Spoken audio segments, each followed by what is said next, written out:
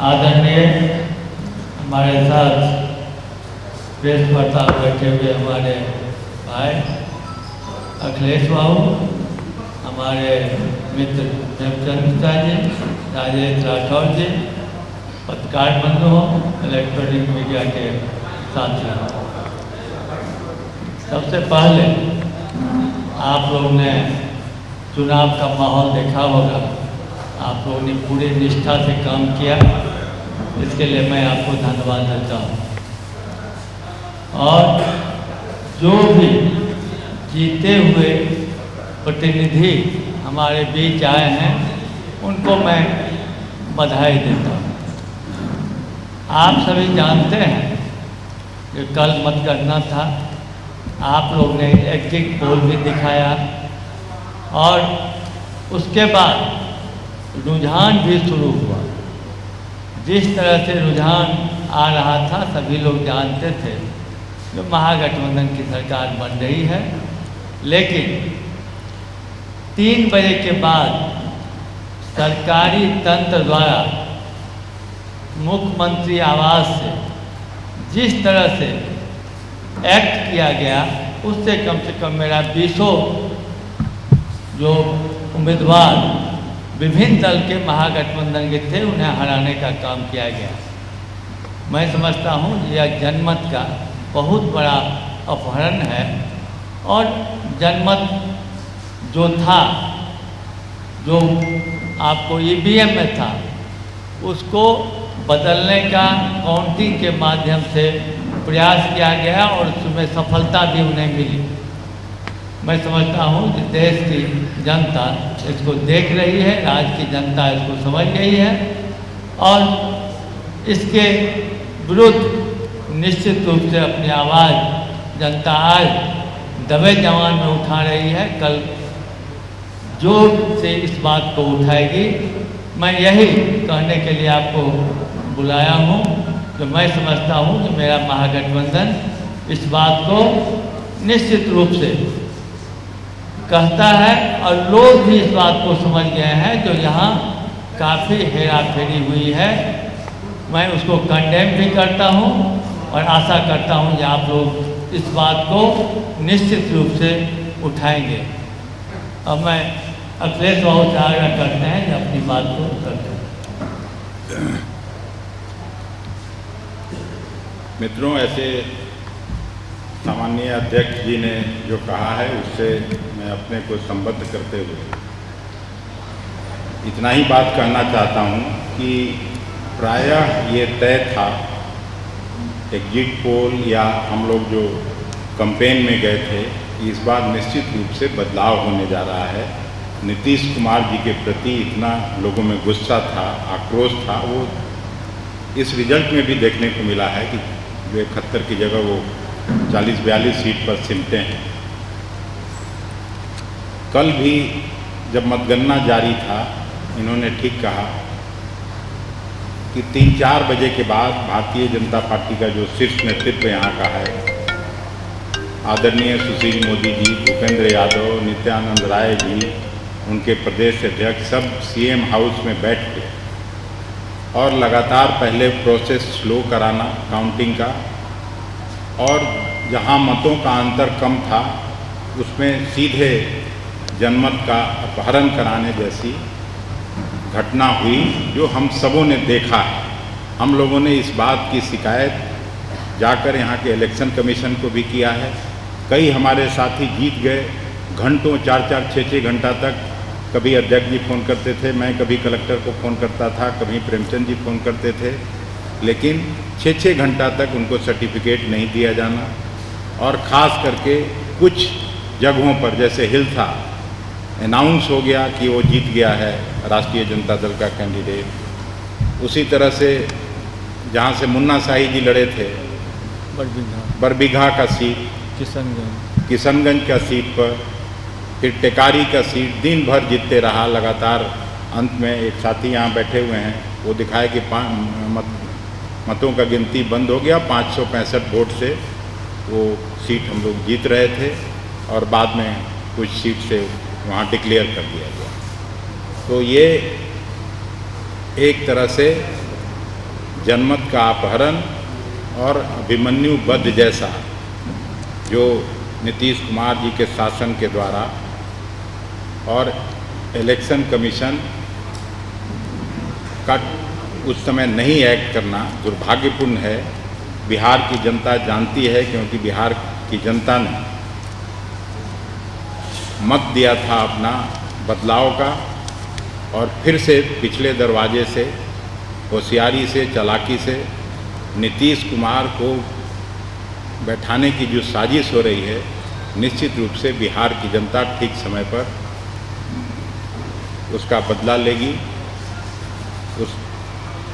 उस एक्ट का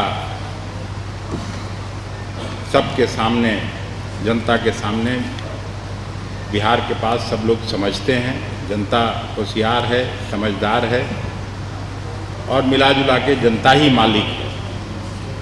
तो आपके माध्यम से हम लोग कांग्रेस पार्टी का जो ऑफिशियल स्टैंड था, जो हम लोग शाम को जाके इलेक्शन कमीशन को भी बताने का काम किया था, यही बात रखने के लिए आज हम लोग आपको बुलाए थे। हम प्रेमचंद जी को अब देते हैं कि वो भी आपको संबोधित करें।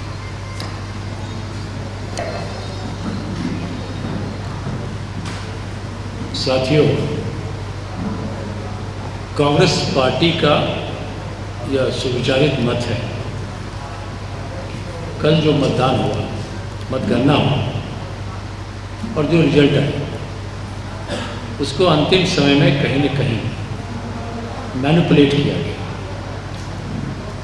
कांग्रेस के कई कैंडिडेट्स और आरजेडी जो बिल्कुल ही मार्जिन 100, 200, 500, कोई 12 वोट से, कोई 1000, इस मार्जिन से हमारे भी 6 कैंडिडेट का रिजल्ट अंत में बदल दिया गया और आरजेडी के भी कई कैंडिडेट्स।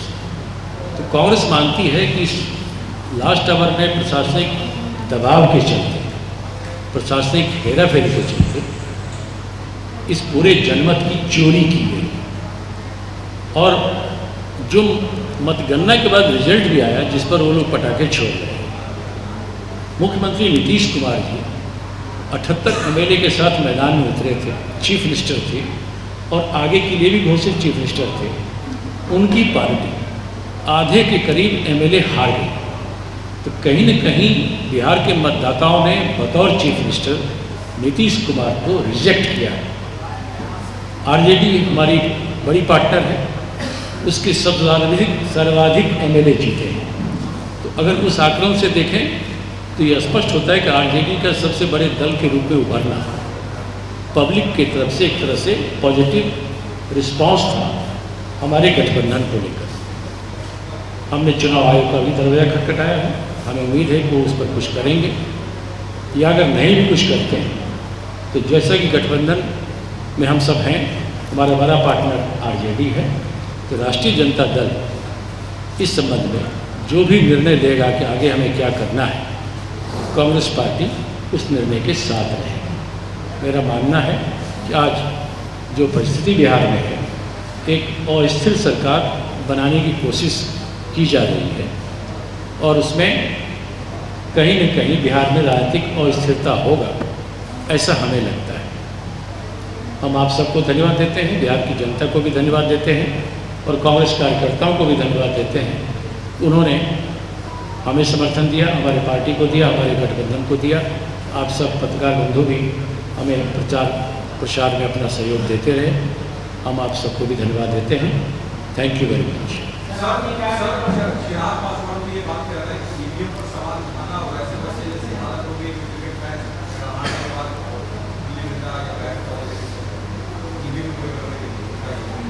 ईवीएम पर सवाल कौन उठाया?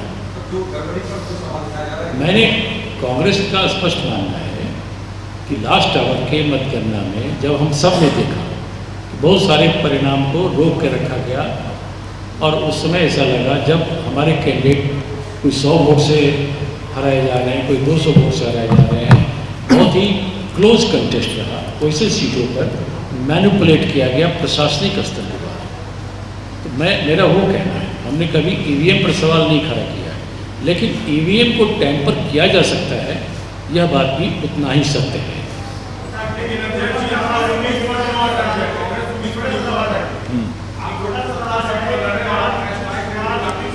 नहीं समझे। स्ट्राइक रेट कम सीट जो है। ये सच है, सभी लोग जानते हैं जो 19 सीट हम लोग जीते हैं। ये समीक्षा का विषय है, हम लोग अपने रिजल्ट से प्रसन्न नहीं हैं, लेकिन महागठबंधन का जो मामला था उसमें अनेकों सीट ऐसे थे जिसको हम जीते हुए भी थे और मेरे अच्छे सीट थे उसको भी हमने छोड़ दिया था। कम से कम 12-13 सीट जो हम पहले लड़े थे उसको छोड़ना पड़ा था, लेकिन उसके बावजूद भी महागठबंधन का जो दायित्व था उसका हमने निर्वहन किया। निश्चित रूप से सीट मुझे कम मिली है और ये एक समीक्षा का विषय है। इतना जल्द हम इस पर कोई निर्णय नहीं दे सकते हैं, लेकिन हम इसकी समीक्षा निश्चित रूप से करेंगे कि सीट कम आने का कारण क्या है। बोलिए।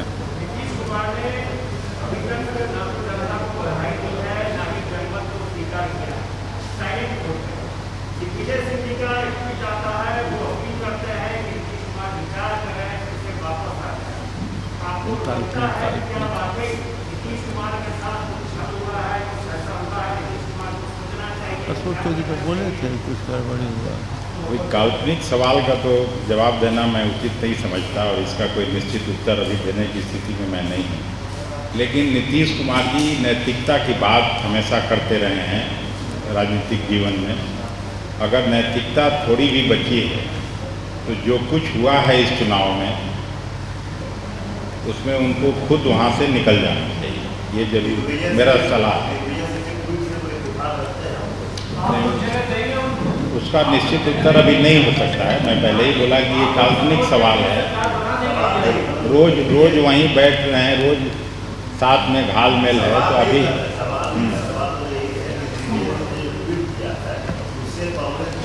वो सलाह मेरे लिए थोड़ी है, वो सलाह तो नीतीश जी के लिए है। ये इसका निश्चित उत्तर आपको वहाँ से मिलेगा। मैं बोल रहा हूँ इसका निश्चित उत्तर आपको नीतीश जी से मिलेगा, वो सवाल यहाँ के लिए नहीं, मैं नहीं दे रहा हूँ। आप कौन, हम लोग कहाँ से काल्पनिक सवाल पर क्यों जवाब आप चाहते हैं? धन्यवाद। नाश्ता चाहिए जी।